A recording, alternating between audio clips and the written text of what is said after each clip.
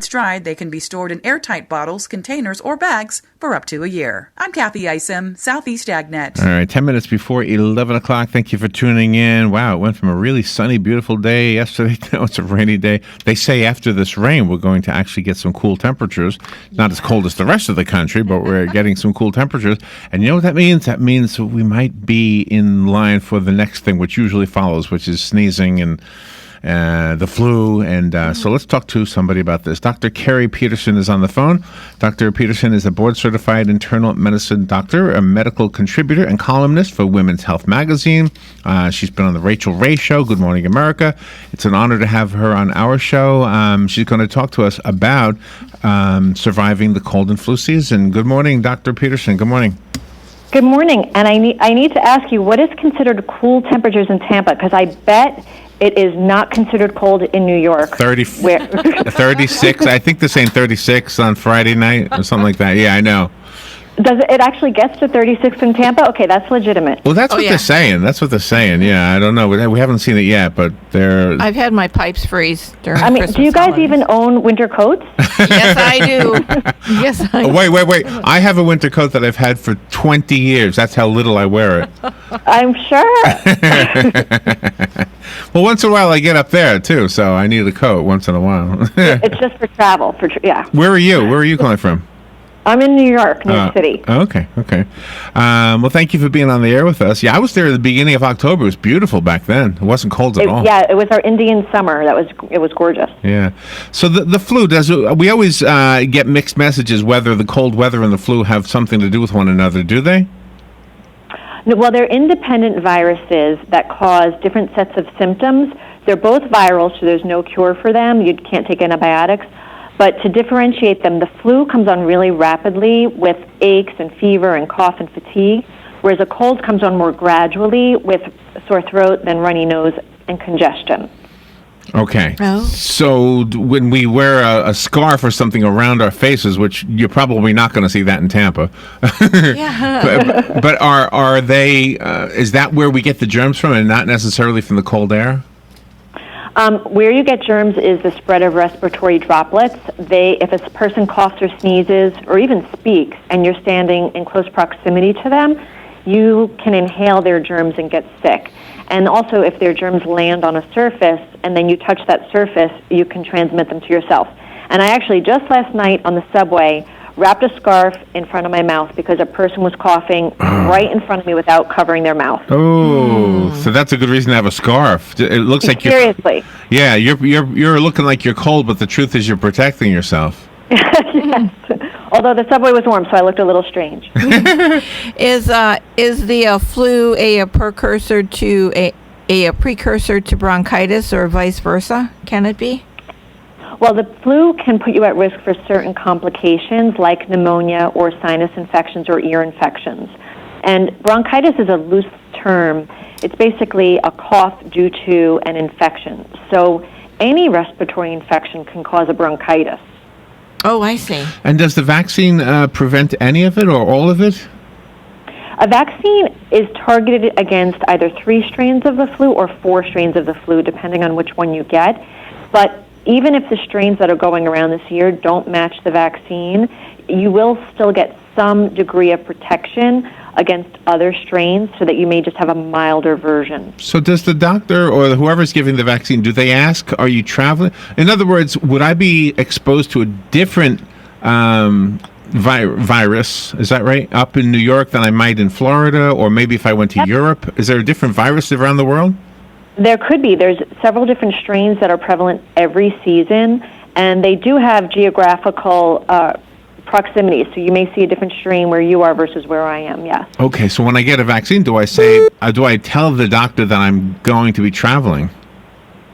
Well, if you're traveling, it's definitely an indication to get the flu shot, but there's really only 2 different types available, so it's not that you have all that many options. Okay. Are flu symptoms the same for everyone?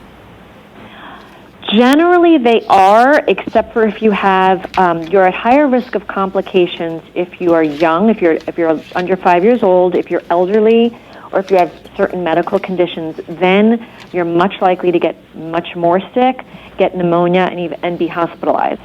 And if a woman is pregnant and she gets the flu, is there any danger to the baby?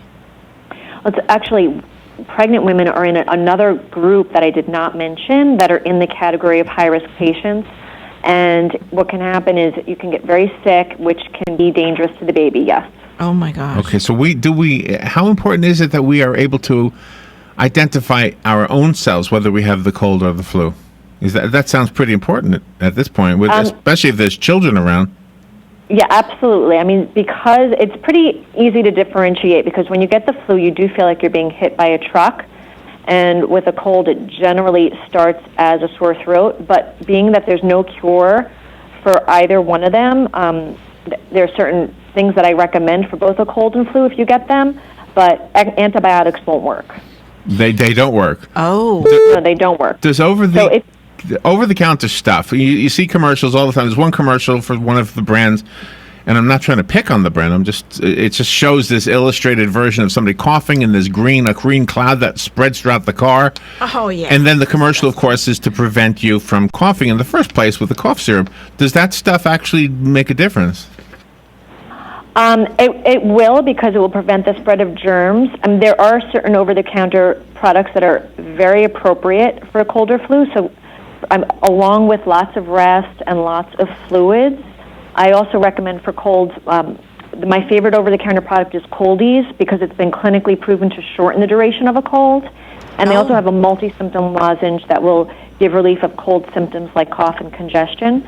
And then when it comes to flu-like symptoms, there is a homeopathic medicine that's from France that's been around for 65 years called oscillococcinum, which has been reduces both the duration and severity of flu-like symptoms. There are things available that you can access over the counter that work. Wow. Is that what's in Coldies? Is the oscillococcinum, whatever you said? Is that what's in Coldies? No, okay. So Coldies is a zinc lozenge that you suck on, or that comes as a gummy as well, whereas oscillococcinum is for the flu, and it is a rapidly dissolving pellet that dissolves in your mouth, so you don't need water, and it doesn't cause drowsiness. There's no known drug interactions, and it's indicated for people ages 2 and older. Wow. I gotta remember that. I never even heard of that one before. No, it's from France. If you saw the box, you'd probably recognize it. Mm-hmm. Really? It's in most pharmacies. Oh. Okay, I'll have to look it up. Is there a fever every time a person gets the flu or a cold? With the flu, there's almost always a fever, and with a cold, not usually. Oh, okay. And is it a good idea to try to lower that fever, especially in a child?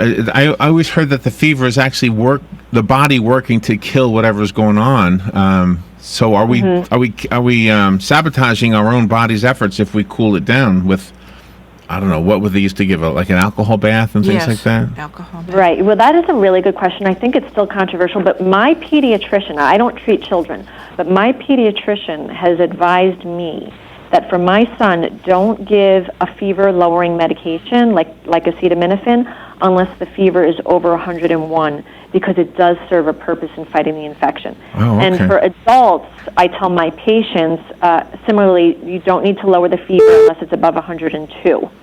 Oh, my God. Oh, wow. See, that is something I really always wanted to know the answer to.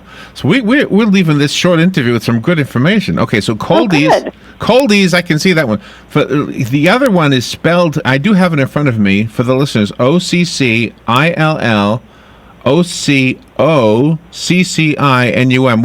You're never going to write that down. You're probably driving. We'll put that on the Facebook page when we put the podcast up there with Dr. Peterson. Well, thank you for being on the air with us. Have a great holiday season. You guys have one too. Thank you. And if you're in our area, you can leave the scarf home. Yeah, I will. All right, thank you. We will be right back.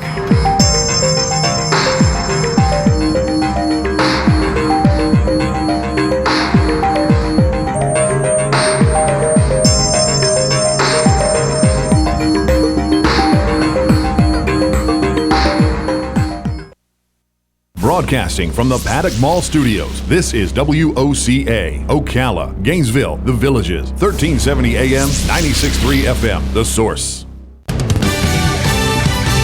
Fox News Radio, I'm Lillian Wu. Fire officials in Oakland, California, hoping the number killed won't climb past